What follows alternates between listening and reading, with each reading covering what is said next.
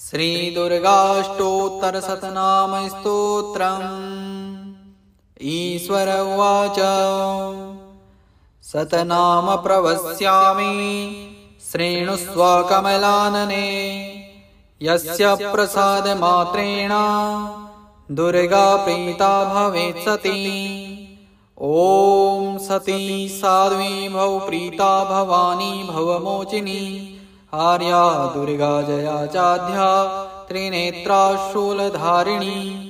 पिनाकधारिणी चित्रा चण्डघण्टा महातपः। मनोबुद्धिरहङ्कारा चित्तरूपा चिताचितिः। सर्वमन्त्रमयी सत्ता सत्यानन्दस्वरूपिणी। अनन्ता भाविनी भाव्या भव्या भव्या सदा गतिः। शाम्भवी देवमाता च चिन्ता रत्नप्रिया सदा। सर्वविद्या दक्षकन्या दक्षयज्ञविनाशिनी। अपर्णानेकवर्णा च पाटला पाटलावती। पटाम्बरपरिधाना कलमञ्जीररञ्जिनी। अमेयविक्रमा क्रूरा सुन्दरी सुरसुन्दरी। वनदुर्गा च मातङ्गी मतङ्गमुनिपूजिता। ब्राह्मी माहेश्वरी चैन्द्री कौमारी वैष्णवी तथा। चामुण्डा चैव वाराही लक्ष्मीश्च पुरुषाकृतिः। विमलोत्कर्षणी ज्ञाना क्रिया नित्या च बुद्धिदा। बहुला बहुलप्रेमा सर्ववाहनवाहना। निशुम्भशुम्भहननी महिषासुरमर्दिनी। मधुकैटभहन्त्री च चण्डमुण्डविनाशिनी। सर्वासुरविनाशा च सर्वदानवघातिनी। सर्वशास्त्रमयी सत्या सर्वास्त्रधारिणी तथा। अनेकशस्त्रहस्ता च अनेकास्त्रस्य धारिणी। कुमारी चैककन्या च कैशोरी युवती यतिः। अप्रौढा चैव प्रौढा च वृद्धमाता बलप्रदा। महोदरी मुक्तकेशी घोररूपा महाबला। अग्निज्वाला रौद्रमुखी कालरात्रि तपस्विनी। नारायणी भद्रकाली विष्णुमाया जलोदरी। शिवदूती कराली च अनन्ता परमेश्वरी। कात्यायनी च सावित्री प्रत्यक्षा ब्रह्मवादिनी। यो इदं प्रपठे नित्यं दुर्गा नाम शताष्टकम्। नासाध्यं विद्यते देवी त्रिषु लोकेषु पार्वती। धनं धान्यं सुतं जायां हयन् हस्तिनमेव च। चतुर्वर्गं तथा चान्ते लभेन्मुक्तिं च शाश्वतीम्। कुमारीं पूजयित्वा तु ध्यात्वा देवीं सुरेश्वरीं। पूजयेत् परया भक्त्या पठेन्नाम शताष्टकम्। तस्य सिद्धिर्भवेत् देवी सर्वैः सुरवरैरपि। राजानो दासितान् यान्ति राज्यश्रियमवाप्नुयात्। गोरोचनालक्तकुङ्कुमेन सिन्दूरकर्पूरमधुत्रयेण। विलिख्य यन्त्रं विधिना विधिज्ञो भवेत् सदा धारयते पुरारिः। भौमावास्यानि सामग्रे चन्द्रे शतभिषां गते। विलिख्य प्रपठे स्तोत्रं सह भवेत् सम्पदां पदम्। शतनाम प्रवक्ष्यामि शृणुष्व कमलानने। यस्य प्रसादमात्रेण दुर्गा प्रीता भवेत् सती। ॐ सती साध्वी भव प्रीता भवानी भवमोचिनी। आर्या दुर्गा जया चाद्या त्रिनेत्रा शूलधारिणी। पिनाकधारिणी चित्रा चण्डघण्टा महातपः। मनोबुद्धिरहङ्कारा चित्तरूपा चिताचितिः। सर्वमन्त्रमयी सत्ता सत्यानन्दस्वरूपिणी। अनन्ता भाविनी भाव्या भव्या भव्या सदा गतिः। शाम्भवी देवमाता च चिन्ता रत्नप्रिया सदा।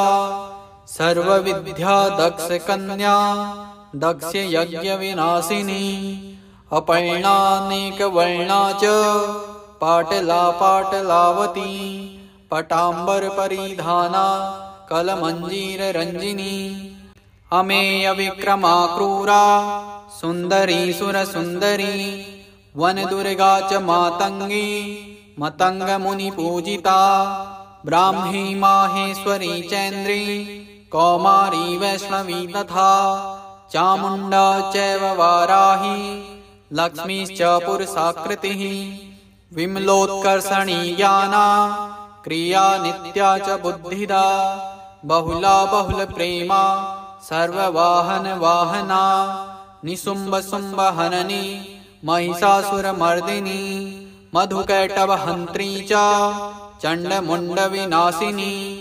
सर्वासुरविनाशा च सर्वदानवघातिनी सर्वशास्त्रमयी सत्या सर्वास्त्रधारिणी तथा अनेकशस्त्रहस्ता च अनेकास्त्रस्य धारिणी कुमारी चैककन्या च कैशोरी युवती यतिः अप्रौढा चैव प्रौढा च वृद्धमाता बलप्रदा महोदरी मुक्तकेशी घोररूपा महाबला अग्निज्वाला रौद्रमुखी कालरात्रि तपस्विनी नारायणी भद्रकाली विष्णुमाया जलोदरी शिवदूती कराली च अनन्ता परमेश्वरी कात्यायनी च सावित्री प्रत्यक्षा ब्रह्मवादिनी या इदं प्रपठे नित्यं दुर्गा नाम शताष्टकं नासाध्यं विद्यते देवी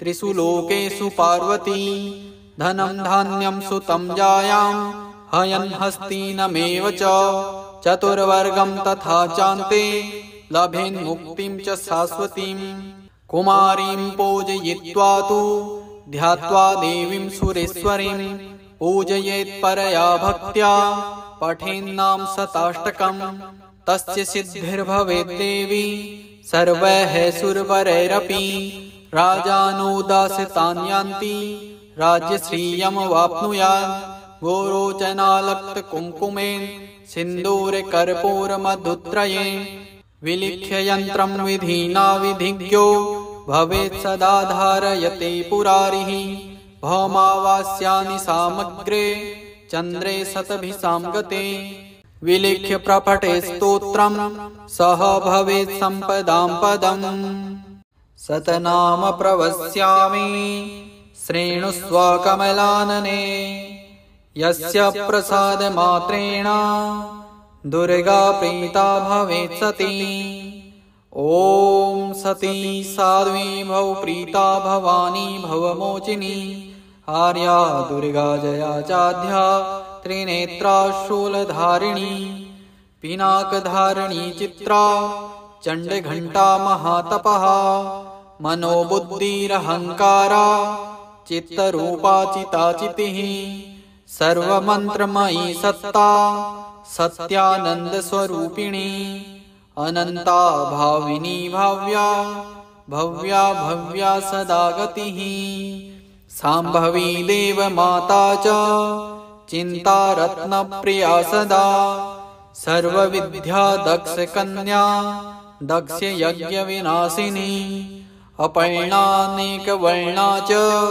पाटला पाटलावती पटाम्बरपरिधाना कलमञ्जीररञ्जिनी अमेयविक्रमा क्रूरा सुन्दरी सुरसुन्दरी वनदुर्गा च मातङ्गी मतङ्गमुनिपूजिता ब्राह्मी माहेश्वरी चैन्द्री कौमारी वैष्णवी तथा चामुण्डा चैव वाराही लक्ष्मीश्च पुरुषाकृतिः विमलोत्कर्षणी ज्ञाना क्रिया नित्या च बुद्धिदा बहुला बहुलप्रेमा सर्ववाहनवाहना निशुम्भशुम्भहननी महिषासुरमर्दिनी मधुकैटभहन्त्री च चण्डमुण्डविनाशिनी सर्वासुरविनाशा च सर्वदानवघातिनी सर्वशास्त्रमयी सत्या सर्वास्त्रधारिणी तथा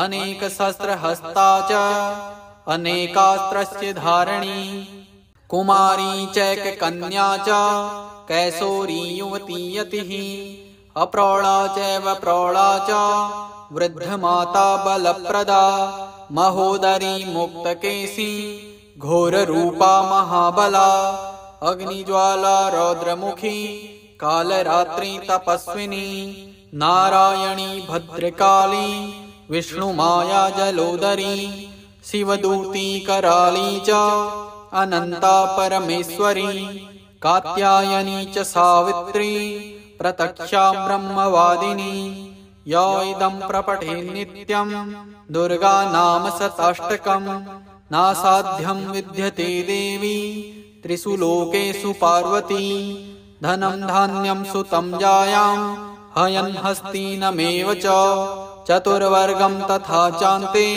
लभेन् मुक्तिं च शाश्वतीं कुमारीं पूजयित्वा तु ध्यात्वा देवीं सुरेश्वरीं पूजयेत् परया भक्त्या पठेन्नाम शताष्टकम् तस्य सिद्धिर्भवेत् देवी सर्वैः सुरवरैरपि राजानुदासितान् यान्ति राज्यश्रियमवाप्नुयात् गोरोचनालक्तकुङ्कुमेन सिन्दूरकर्पूरमधुत्रयेण विलिख्य यन्त्रं विधिना विधिज्ञो भवेत् सदा धारयते पुरारिः भौमावास्यानि सामग्रे चन्द्रे शतभिषां गते विलिख्य प्रपठे स्तोत्रं सह भवेत् सम्पदां पदम् शतनाम प्रवक्ष्यामि शृणुष्व कमलानने यस्य प्रसादमात्रेण दुर्गा प्रीता भवेत् सती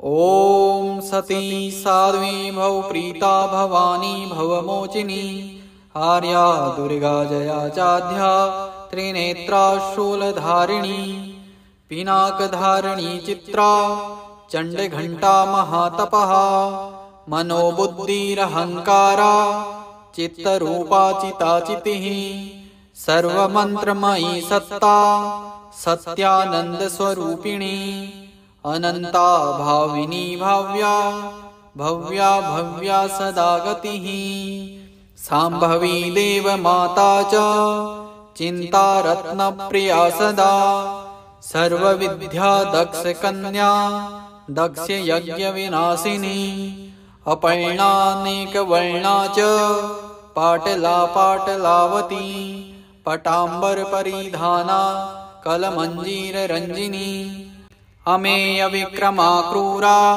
सुन्दरी सुरसुन्दरी वनदुर्गा च मातङ्गी मतङ्गमुनिपूजिता ब्राह्मी माहेश्वरी चैन्द्री कौमारी वैष्णवी तथा चामुण्डा चैव वाराही लक्ष्मीश्च पुरुषाकृतिः विमलोत्कर्षणी ज्ञाना क्रिया नित्या च बुद्धिदा बहुला बहुलप्रेमा सर्ववाहनवाहना निशुम्भशुम्भहननी महिषासुरमर्दिनी मधुकैटभहन्त्री च चण्डमुण्डविनाशिनी सर्वासुरविनाशा च सर्वदानवघातिनी सर्वशास्त्रमयी सत्या सर्वास्त्रधारिणी तथा अनेकशस्त्रहस्ता च अनेकास्त्रस्य धारिणी कुमारी चैककन्या च कैशोरी युवती यतिः अप्रौढा चैव प्रौढा च वृद्धमाता बलप्रदा महोदरी मुक्तकेशी घोररूपा महाबला अग्निज्वाला रौद्रमुखी कालरात्रि तपस्विनी नारायणी भद्रकाली विष्णुमाया जलोदरी शिवदूती कराली च अनंता परमेश्वरी कात्यायनी च सावित्री प्रत्यक्षा ब्रह्मवादिनी या इदं प्रपठे नित्यं दुर्गा नाम शताष्टकम् नासाध्यं विद्यते देवी त्रिषु लोकेषु पार्वती धनं धान्यं सुतं जायां हयन् हस्तिनमेव च चतुर्वर्गं तथा चान्ते लभेन् मुक्तिं च शाश्वतीं कुमारीं पूजयित्वा तु ध्यात्वा देवीं सुरेश्वरीं पूजयेत्परया भक्त्या पठेन्नाम शताष्टकम् तस्य सिद्धिर्भवेत् देवी सर्वैः सुरवरैरपि राजानुदासितान्यान्ति राज्यश्रियमवाप्नुयात् गोरोचनालक्तकुङ्कुमेन सिन्दूरकर्पूरमधुत्रयेण विलिख्य यन्त्रं विधिना विधिज्ञो भवेत् सदा धारयते पुरारिः भौमावास्यानि सामग्रे चन्द्रे शतभिसां गते विलिख्य प्रपठे स्तोत्रं सह भवेत् सम्पदां पदम्।